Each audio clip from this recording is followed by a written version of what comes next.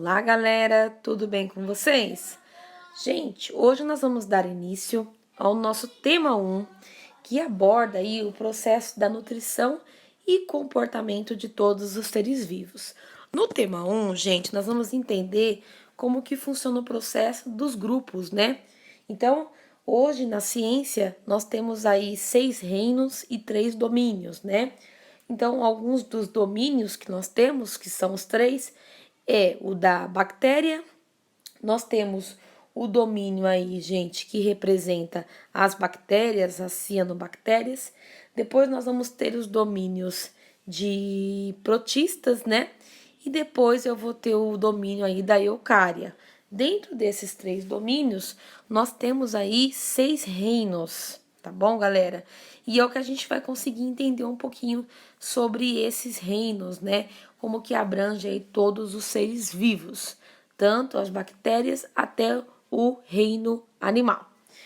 Bom, gente, para iniciar a nossa compreensão dos grupos, nós vamos falar um pouquinho sobre as bactérias. Nesse tema 1, a gente vai falar de alguns dos principais grupos, tá? Que são bactérias, protista, vegetais, fungos e animais. No grupo das bactérias, gente, nós temos aí seres que são procariontes e unicelulares. O que significa unicelular, gente? São seres que eles apresentam aí, gente, apenas uma célula, tá? E quando a gente fala que são seres procariontes, nós estamos falando de estruturas bem simples, tá? Que não possuem organelas e que nem têm um núcleo delimitado. Então, as bactérias, elas têm aí uma estrutura bem simples e, por ela ser bem simples, ela necessita aí de um grande cuidado, porque as bactérias, elas não são capazes de produzir o seu próprio alimento, então elas se alimentam, né, de alimentos provenientes de outros corpos, então ela acaba sendo bem perigosa. Quais são os tipos de bactérias, gente? E aí também algumas cianobactérias. Então nós temos aí o primeiro tipo de bactéria, que são os cocos, que elas têm uma estrutura meio circular, meio arredondada. Depois nós vamos ter aí os treptococos, que eles têm como se fosse uma linha, aonde eu tenho diversas bolinhas que dão continuação. Depois eu vou ter os bacilos, que aí, gente, nós temos diversas bactérias, até mesmo na parte dos alimentos, né? Que elas atuam a favor, que elas protegem o alimento. Depois eu vou ter o espirilo e depois eu vou ter o vibrião. Nós temos diversas bactérias. Essas imagens, elas não são imagens reais, tá? É uma imagem que se aproxima do que nós falamos aí. Então, vocês podem perceber que para cada imagem eu tenho um aumento de lente para a gente conseguir olhar a olho nu cada uma dessas imagens. Então, a imagem A, ela foi aumentada aí 2.250 vezes. A imagem B, 440 vezes e assim por diante. Cada uma dessas imagens teve que ter um aumento, né, de visão para nós, seres humanos, poder visualizar elas e compreender mais ou menos como que é a sua estrutura. Depois, gente, na página 7, nós vamos falar do reino protista, tá? Alguns protozoários. O reino protista, eles são formados aí, gente, por células eucarionte. O que significa, gente? Ela é diferente da procarionte. Na eucarionte, ele tem núcleo. Na procarionte, ele não tem. Então, as bactérias não têm núcleo. Já o reino protista, ele tem, tá? Os protistas, eles são muito importantes porque além deles terem núcleos, eles participam em uma função vital muito importante junto com outros tipos de seres, como por exemplo as algas. Então, nesse grupo dos protistas, eu tenho aí esses protozoários e as algas, tá? Os protozoários, gente, eles são unicelulares, tá bom? E ele tem aí uma variação muito grande de espécies. Quando a gente fala de variação, a gente está falando de vários sistemas que pertencem aí ao grupo protozoário. Então, nós vamos ter aí os flagelados, que eles se deslocam por meio de estrutura em forma de chicote. Os ciliados, que eles se locomovem por cílios. Nós temos aí os rizopodes, que eles se deslocam por pseudopodes, que são expansões de células. Aí eles estão dentro das células e captam o alimento.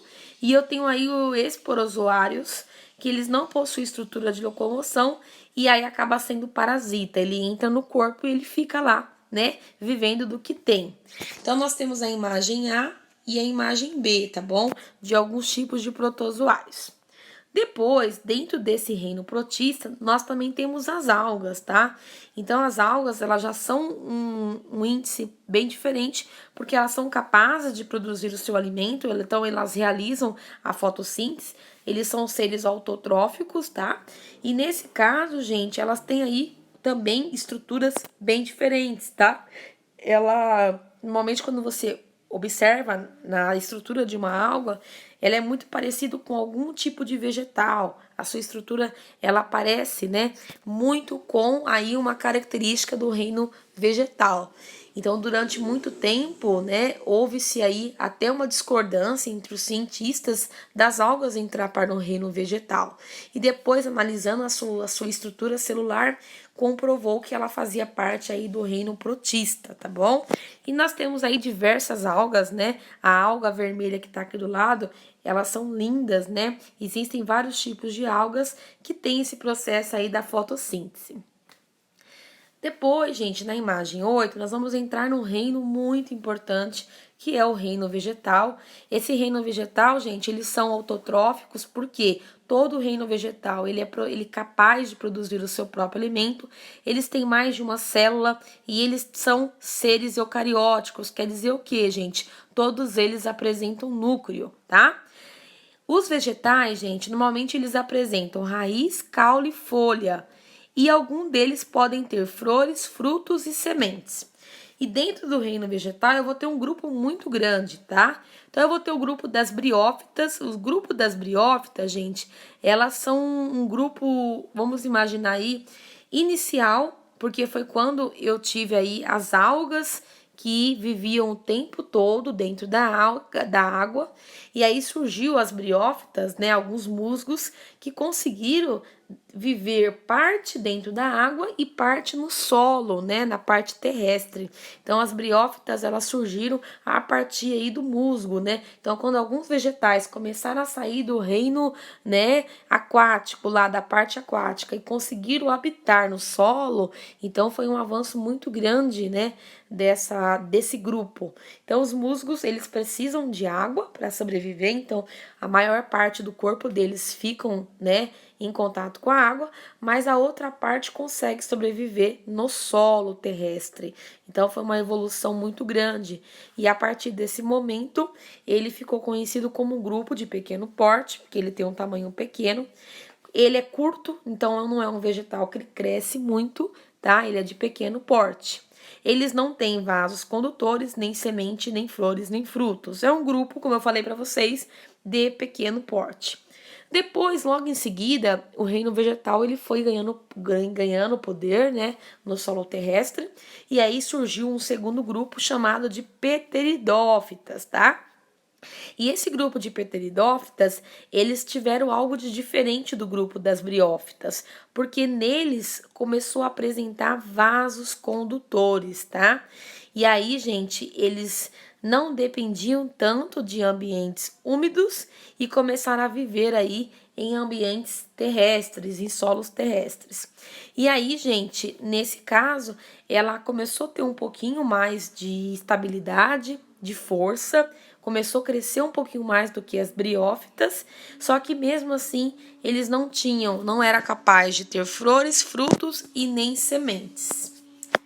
Depois, gente, automaticamente o reino vegetal foi ganhando porte e criou aí o grupo das gimnospermas, tá? Então, no grupo das gimnospermas, ele continua tendo aí os vasos condutores, mas já começou a aparecer algumas sementes, que são chamadas de sementes nuas, tá? E aí, no caso da imagem, nós temos aí o pinheiro, que já é uma árvore, né, de grande porte, podemos dizer, e que ela transmite aí, ela tem um processo de produção de sementes nuas. E depois nós tivemos o grupo da angiosperma, que é o grupo mais avançado em tecnologia, quando a gente fala, porque é um grupo que tem vasos condutores, eles têm sementes, eles produzem flores e tem alguns que produzem frutos, tá? Então, o grupo da angiosperma é o melhor grupo que tem, porque dele eu tenho praticamente todos os vegetais capazes de colorir o ambiente e também de trazer sementes, né? Trazer alimentação. Depois nós vamos falar de um outro grupo que são os grupos dos fungos, né? Os fungos, eles são organismos eucarióticos, então eles têm lá um núcleo. Eles são heterotróficos porque eles não fazem o seu próprio alimento, então eles necessitam de algo para se alimentar. E eles podem ter uma célula ou mais de uma célula, tá bom? Os fungos, gente, eles também estão em grande parte, como na levedura. Na imagem ao lado aí, gente, nós temos a levedura e nós temos também o cogumelo. Então, existem alguns fungos que fazem bem para a nossa saúde, mas também existem alguns fungos que não fazem tão bem para nós, seres humanos. Na página 10, pessoal, nós temos aí o reino animal, né? É um dos grupos mais avançados, porque desse grupo, gente, houve aí o processo da produção, né? Da reprodução, que foi algo muito importante. A estrutura do reino animal, ela é eucariótica, né? Porque eu tenho um núcleo delimitado. Os animais, eles não produzem o seu próprio alimento, então eles são heterotróficos e eles têm mais de uma célula. Os animais, eles têm dois tipos de simetria. A simetria bilateral, na qual apenas uma parte, né, do corpo é visível, então a gente consegue dividir o corpo em duas partes, então lado direito e lado esquerdo, e a simetria radial, no qual mais de um plano imaginário se divide no corpo, em partes iguais, como por exemplo de uma pizza. Então, existem animais que eu consigo dividir ele em várias partes, porque ele tem a simetria radial. O ser humano não, ele é composto ou do lado direito ou do lado esquerdo. E dentro dos animais aí, gente, houve também uma expansão muito grande de grupos, né, que fazem parte dessa estrutura. Por exemplo, os invertebrados. Então, os invertebrados, gente, eles são aqueles animais que não têm osso na sua estrutura, então eles não têm esse processo ósseo. Então, nós temos aí os poríferos. Os poríferos, eles são conhecidos porque eles são tidos aí como estruturas de esponjas, né? Então, eles estão aí nos oceanos e eles têm toda essa estrutura que faz com que eles consigam ter o processo de sobrevivência. Eles são compostos por célula, porém eles não apresentam osso, tá? Por isso que eles são chamados de invertebrados. Depois eu também vou ter aí no alto mar, nós vamos ter aí os cnidários. Os cnidários são animais de corpos gelatinosos, tá? Com simetria radial, porque eu consigo dividir em várias partes. Eles são capazes de capturarem pequenos animais por conta aí dos seus tentáculos, né? Como se fosse pelos. Então, o animal que passa por perto, ele consegue captar, né? E ele consegue fazer o processo da sua alimentação. Depois eu vou ter um outro grupo muito importante, que são os planteumintos, que também tem aí a simetria bilateral. Eles têm os corpos achatados, tá? Aqui do lado nós temos a imagem de um planteuminto que vive aí no mar, vive na água doce. E nesse caso, gente, eles têm alguns órgãos sensoriais, então eles captam alguns estímulos através do processo luminoso e eles conseguem fazer o processo aí da sua alimentação de alguns animais vivos ou também de alguns restos de animais em decomposição. A sua boca está localizada na extremidade de um tubo alongado, a faringe e na face ventral do corpo. Então ele já tem aí alguns tipos de estruturas que favorecem, né? Depois eu vou ter o grupo dos moluscos, tá? Que eles também podem ser encontrados em ambientes aquáticos, mas também marinho. Então, a partir desse grupo, eu consigo encontrar dentro das suas estruturas em dois sistemas. O corpo desses animais é dividido em cabeça, saco visceral e pé, tá bom, gente? Então, na cabeça eu vou ter aí o processo da alimentação, que é a boca, tá? E a percepção de alguns estímulos, como os olhos e tentáculos, tá? O saco visceral também ajuda no processo da nutrição e da sua reprodução. E o pé faz com que ele haja aí o processo da sua movimentação. animais aí que fazem parte do grupo dos moluscos são os cadrópodes, bivalves e cefalópodes, tá? Depois a gente vai estar entendendo um pouquinho mais sobre esses grupos. Na página 13, a gente vai continuar falando de alguns moluscos, tá? Alguns moluscos marinhos, que também são usados aí na nossa alimentação, tá bom? Como os mariscos, mexilhões, entre outros. Esse grupo, gente, de cefalópodes, eles são animais marinhos, onde a sua cabeça vai ter alguns processos de alongamento de tentáculo. Então, os tentáculos eles vão ter mais de 2 sistemas, aonde ele faz esse alongamento para captar aí a sua alimentação, tá bom? E depois eu vou ter outro grupo que são os anelídeos, que começa a dar origem aí o grupo das cobras, tá, gente? E representa aí uma evolução muito grande dessa espécie, tá bom? Na página posterior, à página 12, nós vamos ter os nematódeos, que são animais de corpos cilíndricos, tá? Eles são bem fininhos nas suas estruturas, aonde eles têm a capacidade de se alongar e sobreviver aí tanto em ambientes marinhos de água doce, como também de ambientes sólidos, tá? Depois eu vou ter os artrópodes, que dão origem às aranhas, né? Os apêndices articulares, que são aqueles que têm aí 3, 4, 5 estruturas de locomoção. E as aranhas, que são os grupos aí que dá origem ao grupo dos aracnídeos, tá? Eles também são artrópodes terrestres e eles conseguem ter aí a sua união da cabeça com o tórax, e depois nós vamos ter aí o processo da abordagem das pernas, aonde vai ser a sua captação do seu alimento.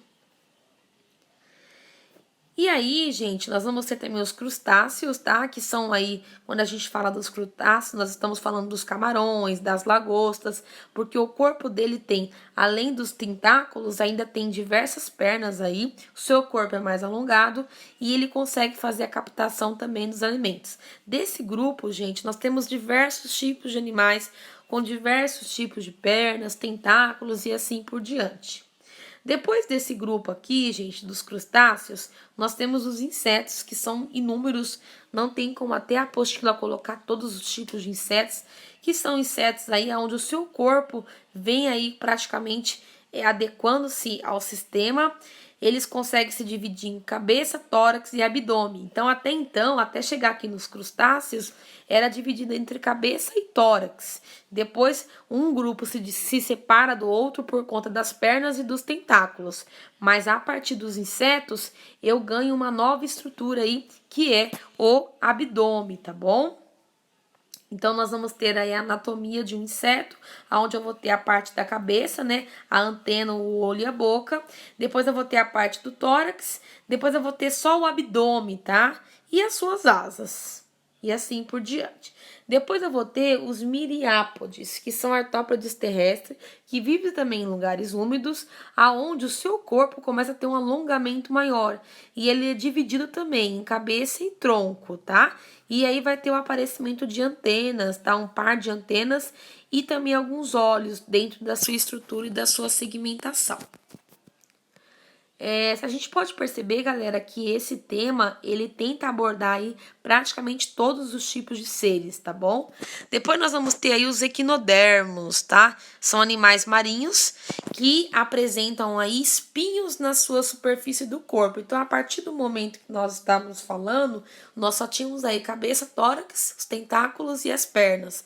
Agora não, agora a gente tem aí também um grupo muito importante que também apresenta esse alongamento, mas dentro da sua estrutura vai aparecer aí, gente, os espinhos, que também ajudam aí na sua locomoção, tá bom?